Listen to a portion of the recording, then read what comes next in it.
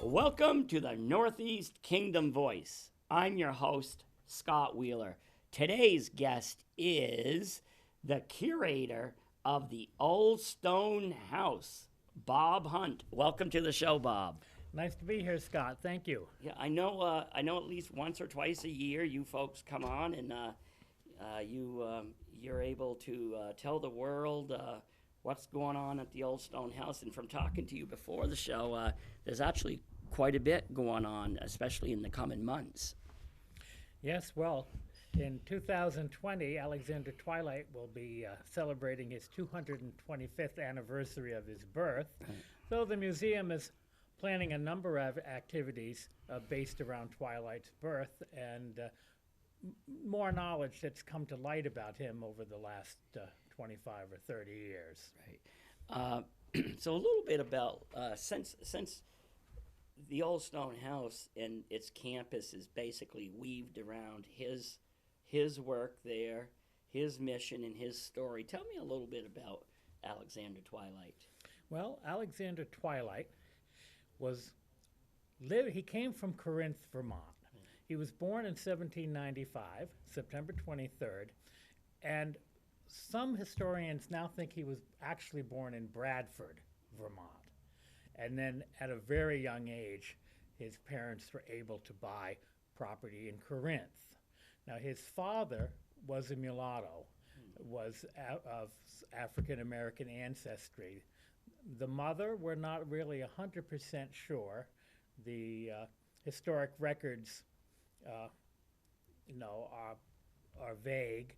When the father was living, the family was listed as black.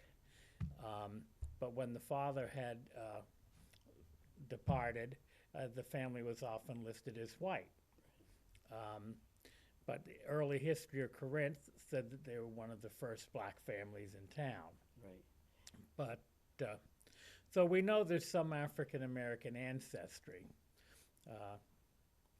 His father was Ichabod Twilight and had probably been born down in the Boston area. His father was actually an American Revolutionary War soldier, so he was an African-American serving in the Revolutionary War. And the Revolutionary War took him to New York State, and probably being in New York and being African-American and a free one, but he had no proof of that, and that he could be probably kidnapped by almost anyone and enslaved. So when Vermont became what was Vermont? It was a republic, I guess. When Vermont had their first constitution, they outlawed slavery in the Vermont Constitution. So that could have been why Twilight's father thought Vermont would be a great place to be.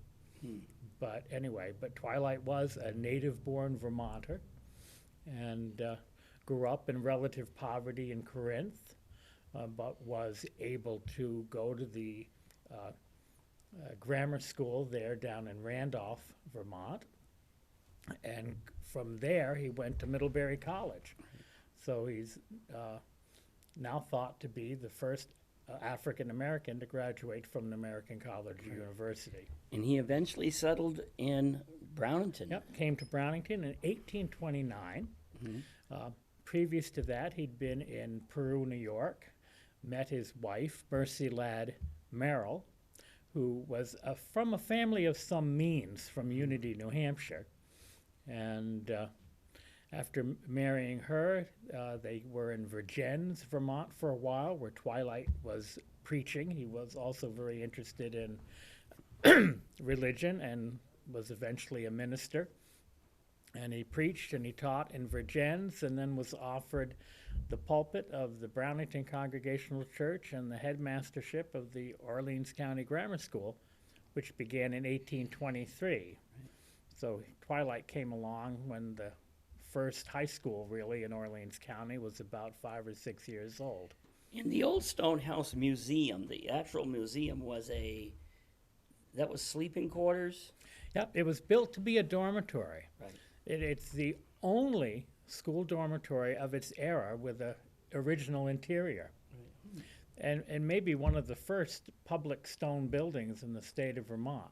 Yeah, A lot is not, there's still a lot of mystery about it. How was he able to build it? Where did the stone come from? Was the stone quarried in Derby, or was it all from glacial erratics in Brownington? There's a lot of mystery. Did Twilight design it?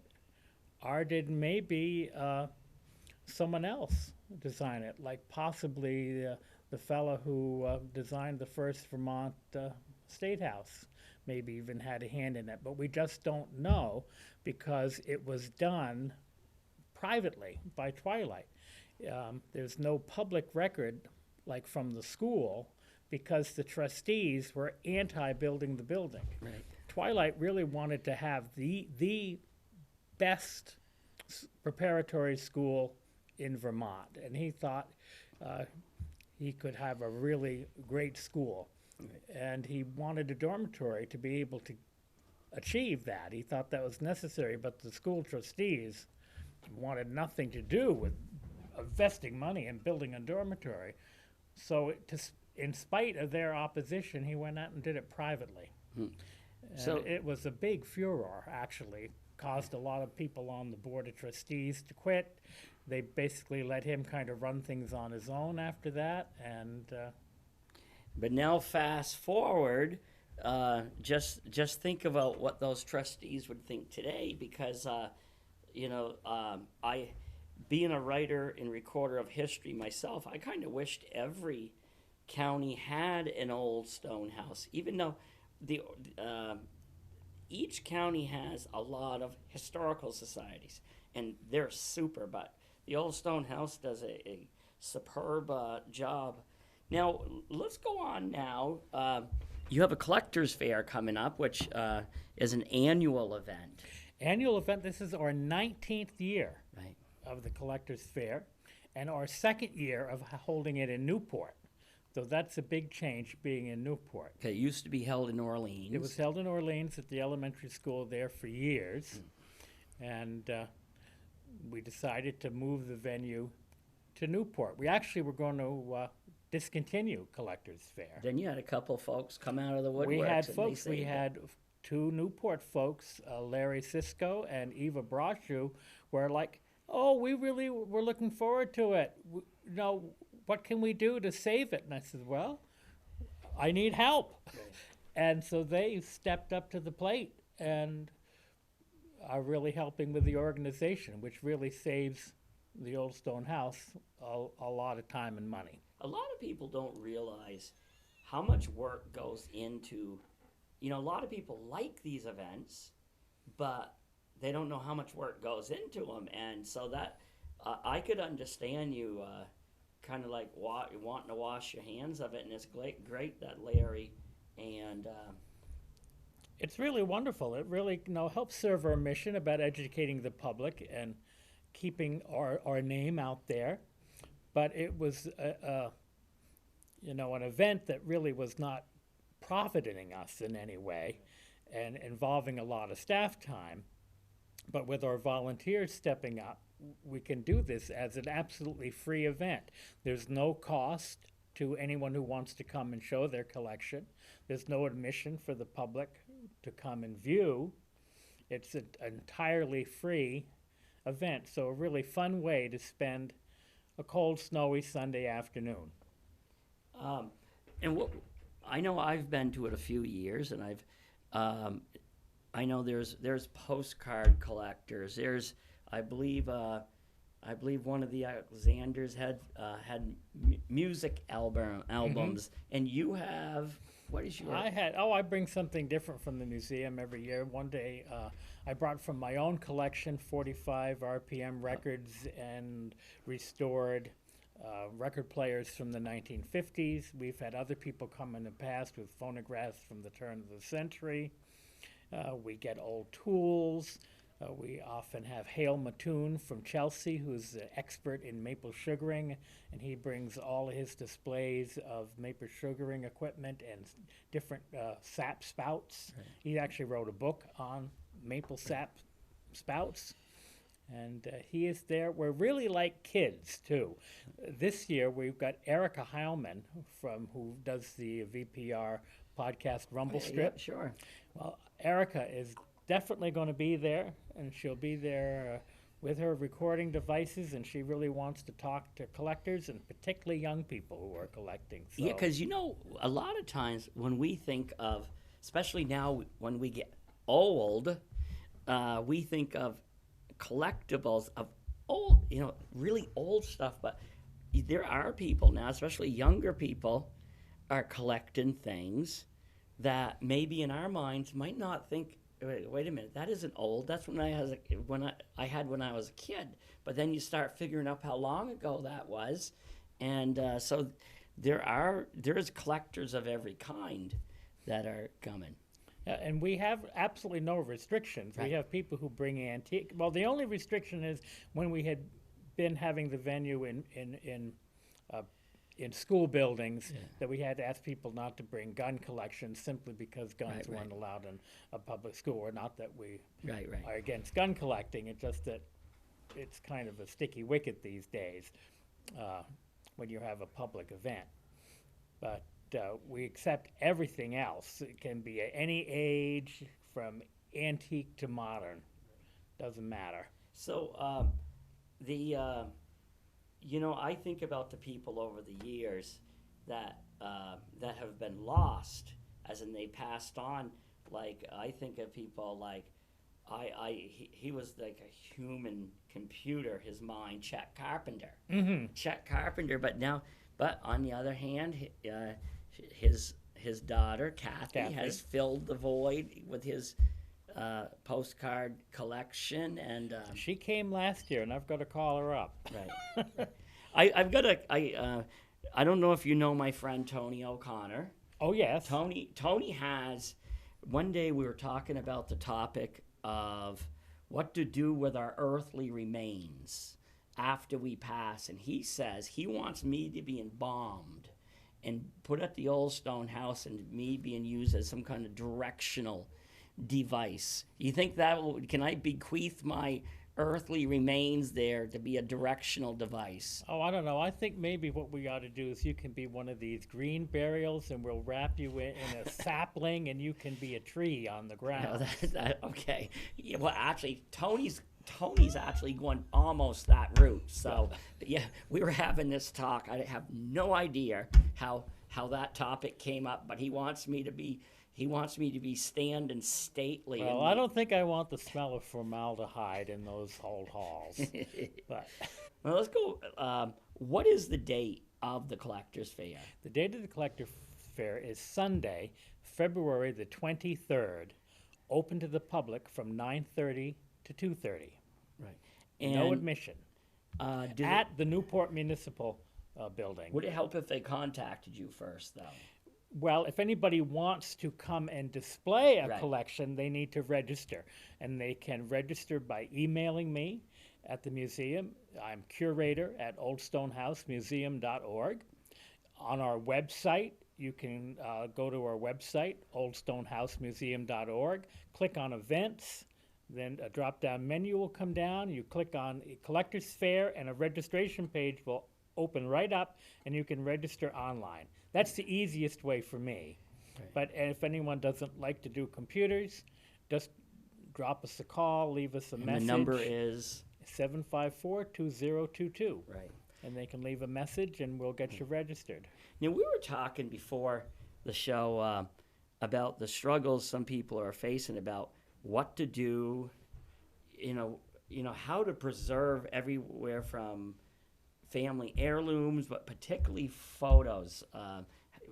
Yeah, I was online just the other day reading an article about downsizing and what to do with your in-laws or your parents' stuff after they're unable to care for it. And it really was appalling, you know, talking about hauling all this furniture to the dump, and you know, it's kind of too bad that people will throw good solid wood furniture to the dump and then go out to the box stores and buy sawdust and glue junk. Right. I don't get it, but that's kind of a shame. But the worst thing is that on this article that was talking about how you should throw stuff away and donate was talking about digitizing the family photos and then destroying the originals. Never destroy your original photographs because your digitized ones may not be around. The technology won't hold up over 100 years. The technology will probably change 20 times in 100 years. So whatever you digitized it to just may not be available. I think a lot of folks are going to find that their family photos are just going to be unavailable in 25 or 30 years. They're all on their phones, but if you have a printed copy, you'll have them. Right. You know,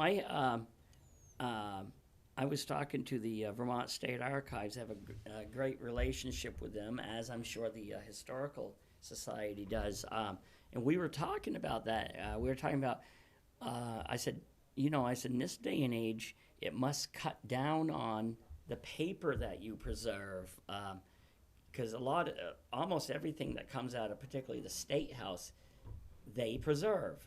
And now, granted, some of it never goes into print now. It's all electronic. But they said at this point they are not ready to throw away the paper because, as they said, this is new technology. You know, maybe I'm wrong, but I think it'll be there. But I think it will be there. I don't know it's going to be there. So, and they don't know either. So, whenever they can, they're keeping hard copy of everything. Oh yeah, the state has a huge warehouse. Yeah. I think it's in Middlesex. Yeah. You know, an archive that covers up a lot of ground. So. Right, and it does. You know, if you knew the hard electronic version was going to be there in 100 years, well, okay, I could understand maybe uploading all of it, but I just don't. I just think it's too new. Yeah, we have data now, transcriptions of old letters done in 30 years ago in Microsoft. What was it? Works that people used to work in, and we have the files, but they're kind of difficult to work with now. So we're already finding things that were you're right. digitally preserved are done on computers 30 years ago. We have a hard time dealing with getting them converted to modern formats. Right. And yet our old paper copies in the vault are still there, and we still get old paper in.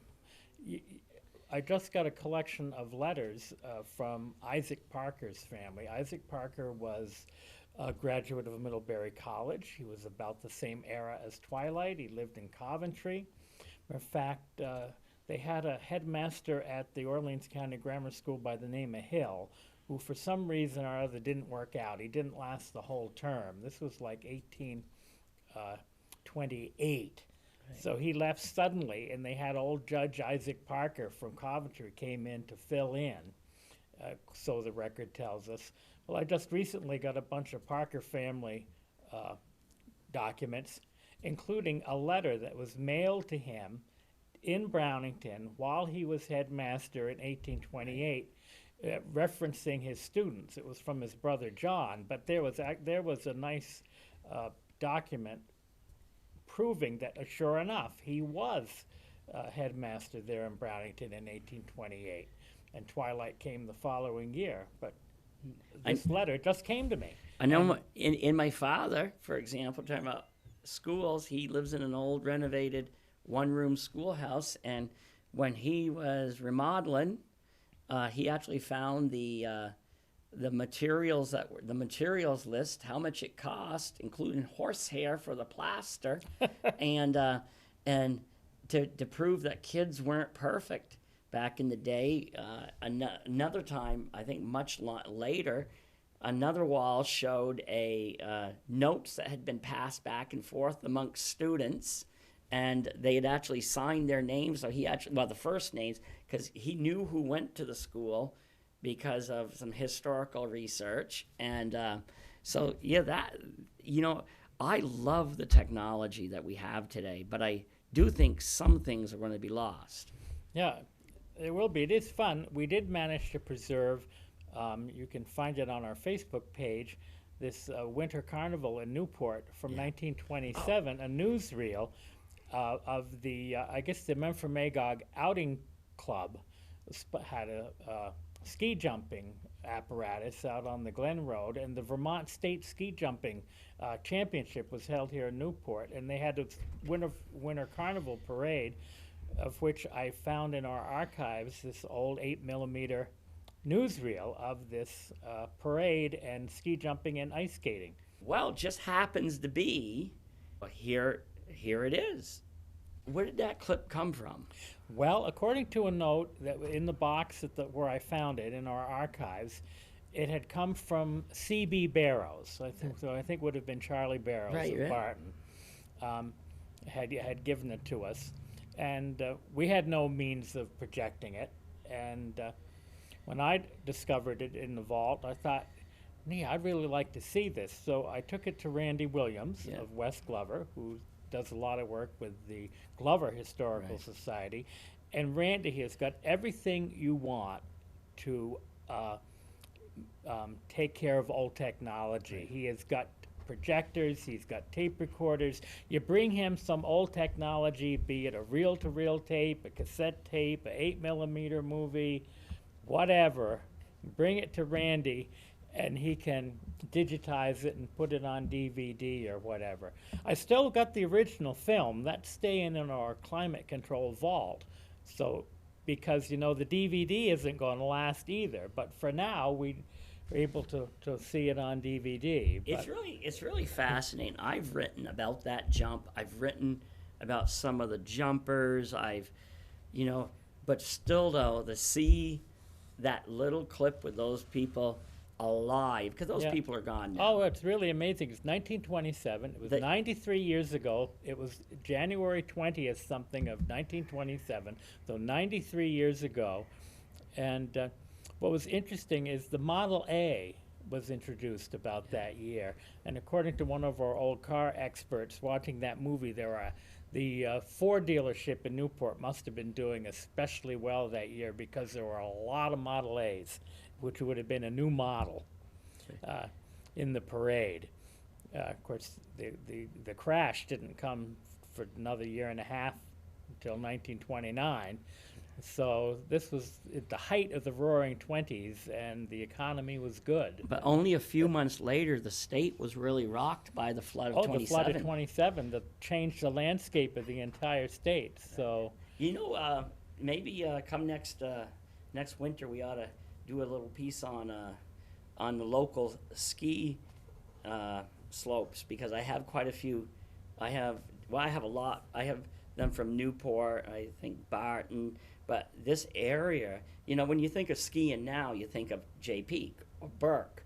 There were ski areas all over you either had to walk them like they did on that ski jump, or you had a rope tow motorized by Model T engines. Yep. I mean, my mother grew up in Woodstock, Vermont, and her father's farm, my grandfather's farm, was on the other side of Gilbert's Hill, where the first ski tow was. So I have photos of my mother skiing and going up the first ski tow in the state. Right. But in 27, if you wanted to ski down the hill, you did some hiking. Yep. No, that's it. For a lot of for a couple minutes of downhill bliss. Okay, we only have about 5 more minutes left. What more do you see in the future for the Old Stone House? Well, we have experienced a lot of growth. As you know, 2 years ago, we moved the original Orleans County Grammar School up the hill. In grand fashion. In grand fashion, put it back on its original foundation. And it had to be done. That was an important historic project to save that building where Twilight taught and preached. But it was almost $750,000. And the society really, no, thank goodness for grants and things, but we had to dip into our endowment a bit there, and it was a great project and important to do, but it is added to our debt load. I would never have guessed that. I would never have guessed $750,000. Between moving it and building a new foundation, rewiring, new roof, new plumbing, it's ended up being one of our best buildings. It's really handy for events and things. But we're always looking now to expand to find ways to use our property. We have 55 acres, 7 buildings. It's a lot to maintain. So we're hoping to do a lot more with outdoor education, cross-country ski trails, hiking trails. We're there. The museum's only open 6 months of the year, but the land's there year-round. So we're always looking at ways to use our property for the benefit of people in the Northeast Kingdom. I think you've been doing a really good. Of course, I think Peggy did an outstanding job as the director, and I think Molly Vasey, the I guess you'd call I don't know when the term new is. Well, she's the newest one, and I think she's very good at what she does too. And I think all of you are moving the museum forward, as in you're not forgetting the base, you're not forgetting Alexander Twilight, but you are also making it more. You're bringing it forward into such where today's people are going to want to go there.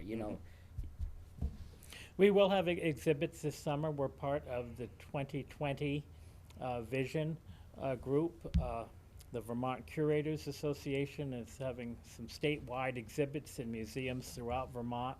The Old Stone House is part of that as well. We'll be highlighting technology, particularly about education technology.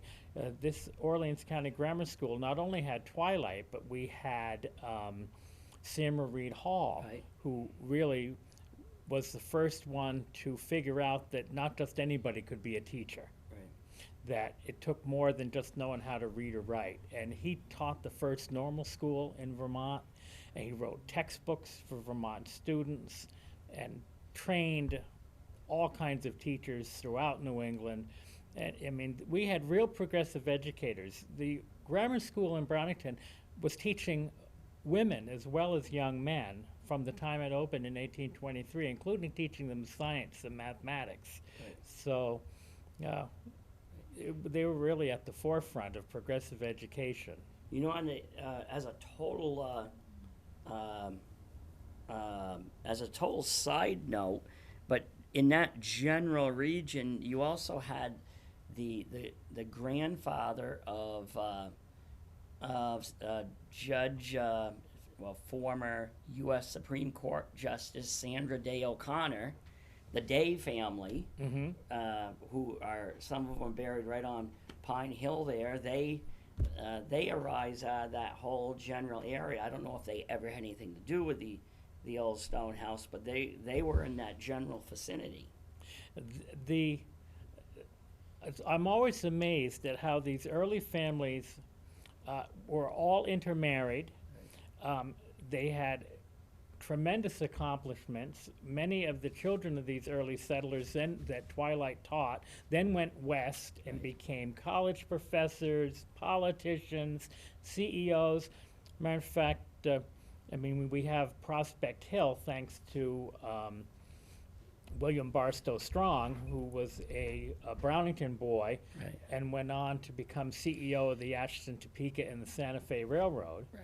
And actually, I just got at the museum incredible silver service, gigantic tray, teapots, urn, sugar bowls, creamers, amazing silver set that was given to him by the employees of this Western Railroad out in Iowa, the McGregor Western Railroad. out of Iowa. He was superintendent of that railroad in 1866. Right. And we got this amazing silver service that was a gift to him. Okay, well, we have got to wrap up, but I'd like to go back to the Collectors Fair. Again, the date and location and the time. At the Newport Municipal Building, right here in Newport, February 23rd, from 9:30 to 2:30. Love to get more kids registered to show their collections. Just shoot me an email or register on our website. Adult collectors as well too, but we're going to have a whole bunch of cool stuff. Oh. Here I brought And what is something for you. now? What is this? Well, I thought you should guess. It looked like some kind of button hook. Well, you're getting closer. This is really cool. It took us a while to figure it out. This is probably our era, or maybe even a little earlier. And believe it or not, this is a can opener. Did you know the can was invented, and for about 50 years, they didn't have a can opener? That's kind of like my house, though. Yeah, I can't mean, ever find for a can. 50 years, they just used a hammer and chisel to open a can. And this is one of the early cans, can openers. And the early cans had a dimple right in the center. So you'd take this pointed hook here and stab that down into your can, and then you'd pull it down, and you can adjust the blade to come to the edge of your can, and you can either cut around or clunk around and work your way around the can. You know, that made me think. I know winter's a slower time for you at the old Stone House. When you're ready, I think you ought to come back on the show and bring like maybe a dozen different things and see if and talk that could about be it. a whole lot of fun. We really have an incredible collection, eclectic collection. I mean, we are the Orleans County Historical Society, and we have things from all over Orleans County, but also a lot of Americana, great Americana. I bet you this can opener would work just as well as any of the junk ones I've bought. Okay, we're going to have to wrap up here, but I want you to come back on maybe later this winter. That would be a lot of fun. I'd love to. We will. You can find some of these, different stuff, and we'll go over what they are and how you determine what they are. Yeah. Okay, thank you for coming on. Thank you, Scott. And thank you to the viewers for tuning in to another segment of the Northeast Kingdom Voice.